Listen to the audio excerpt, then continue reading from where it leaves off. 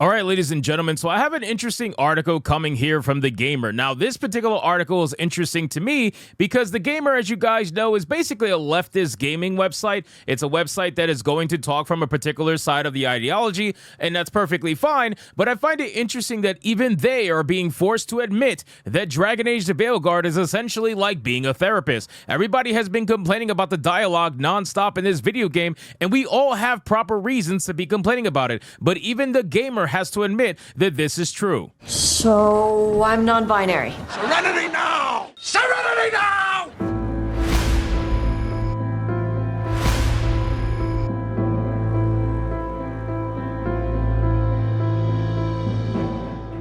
Now, again, ladies and gentlemen, I want you guys to realize, man, when it comes to Dragon Age the Veilguard, I've played this game for almost 10 hours now, unfortunately, and I genuinely feel like I am a therapist. I genuinely feel like I'm watching a CW show. I am genuinely, absolutely at nausea every time I have to listen to Tosh speak or any of these other characters speak. This particular character, Lucanus, constantly talks about coffee. It's the most absolutely ridiculous thing, and Tosh is no better. We have an article here, again, from The Gamer with a headline that reads, Dragon Age the Veilguard fans say playing Rook makes you feel like a therapist. So let's get into this article, guys, from The Gamer. But of course, before we do, if you are new here, just consider hitting that subscribe button. I would greatly appreciate it, and like the video to push us out into that YouTube algorithm. So it says there's been a consistent criticism of the writing in Dragon Age the Veilguard. Fans have complained about the lack of dialogue diversity and the superficial interactions with companions. Why can't my Rook be an asshole? Now, one thing I will say is that there is absolutely bad writing in this game,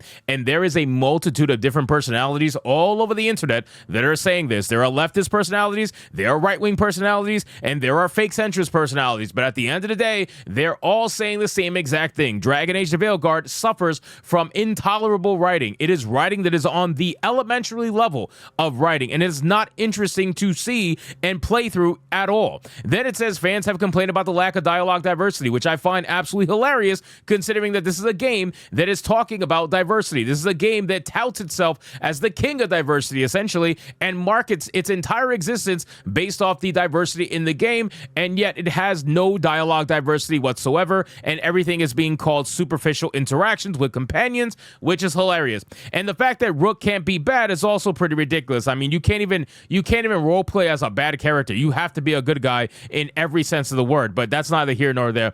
It's difficult to evaluate Dragon Age the Veilguard because it does a lot of things right, which I don't agree with, but that's okay. But a consistent point of criticism that the game has been facing from longtime fans is the quality of writing. This is especially prevalent in discussions about the game's dialogue, where Rook says essentially the same thing, regardless of the tone you want Rook to convey in their answer. Now, this is something that I've talked about in my my Griffcast streams when I'm playing this game, is that it doesn't matter what choices you make. It doesn't matter what you actually decide when you're talking to companions, enemies, or whatever. None of it matters. Very few things in the game will actually make a tangible difference. Otherwise, most of what you do is the illusion of fake choice. So when you select something, you think it's going to say one thing, and it ends up saying something completely different. I have chosen the competitive, I guess, option when it comes to conversation. I've chosen competitive every single time, and 95% of the time when I'm talking, choosing that option, Rook says something positive. It's so absolutely insane. Why did you give me a competitive option if you're just going to make Rook speak positively anyway? It's so stupid, but whatever. Anyway, this topic emerged in a recent Reddit thread by user Padaneske, who complained about the lack of diverse dialogue in the game. According to them, a lot of dialogue in the Veilguard boils down to some variation of thank you so much, I am so sorry, or are you okay? In my ongoing personal experience with the game, I would say this is broadly true. Rook has been written less like a multiple protagonist and more like an empathetic hero, always ready to cater to the emotional need of his friends, which, again, I agree with 100%. Rook doesn't really have a lot going for him, right? Rook is basically it's the most basic protagonist you could possibly have in an RPG game. I feel like there was more thought put into Tosh than there is put into Rook, if that makes sense.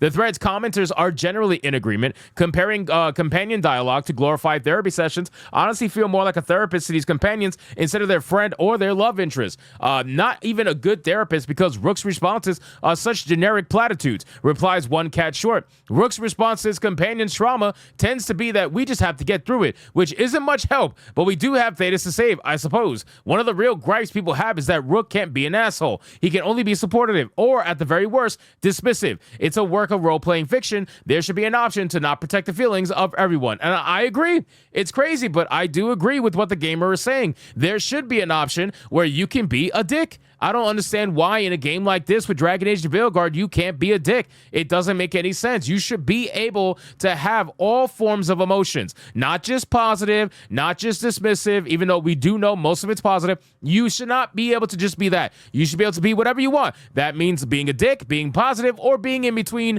essentially a centrist. You should be able to do that, but you can't do that in this game. Then it says the user Gary Targaryen makes a very salient point about how relationships are depicted in Dragon Age the Veilguard. The characters make an effort to talk through disagreements, validate feelings, form bonds through conversation, and so on, but in a very superficial manner considering the setting. It's stuff like that is needed in real life, but it's a very silly thing to do it in fiction. The characters' bonds are deepest and most meaningful when they're forged through their shared experiences and cooperation through the events of the plot, rather than taking time away from the plot to make friends that they write. I think an apt comparison is Mass Effect, wherein Shepard and Garrus become lifelong friends through dozens of shared adventures where the going gets tough. Sure, you can ask Garrus how he's feeling about certain things, and he'll tell you, but you don't have to negotiate a cooking rotation with him and coddle him for him to like you. It is a different sort of relationship, but one that feels less manufactured than what we see in Dragon Age the Veilguard. Now, in terms of what they're saying with the companions, I do agree. The companions all feel as if they're just teenagers. I really don't know how else to put it other than that. They are teenagers in the game. You have to coddle their feelings. It's like you're talking to someone who just discovered that life isn't fair. Does that make sense? Like that's literally how they act. They just discovered that life isn't fair and they're trauma dumping on you the entire time. It's the weirdest thing that when we just killed an archdemon, for the companions to sit down and start talking about gender. That's the weirdest thing, right? Like you just defeated an archdemon. There is still a blight going on. There's still so much happening in the world. And the thing you want to talk about is your gender identity. You want to talk about your gender discovery. It's the weirdest fucking thing. It completely takes you out from the experience of Dragon Age, and it's quite unfortunate, which is why the gamer, I'm assuming, and Reddit is calling it very superficial, because that is how it feels. It feels like it's all just made up nonsense to pander to whoever they think is playing the game. Not whoever is actually playing the game, but whoever they think is playing the game. So ultimately, again, ladies and gentlemen, I've been saying the same thing about Dragon Age the Veilguard, and I'm glad to see other outlets are basically repeating the same exact thing, even if they are leftist outlets for the most part. They're repeating the same thing. Dragon Age the Veilguard's writing is absolutely terrible, which is the worst thing you could possibly do in what is supposed to be a story-driven game or an RPG like this. So anyway, guys, thank you so much for watching this video. Hope you did enjoy it. If you did, consider leaving me a subscribe. I would greatly appreciate it. Don't forget to like the video, comment, let me know what you thought, and I'll see you guys on the next one. Hypnotic out.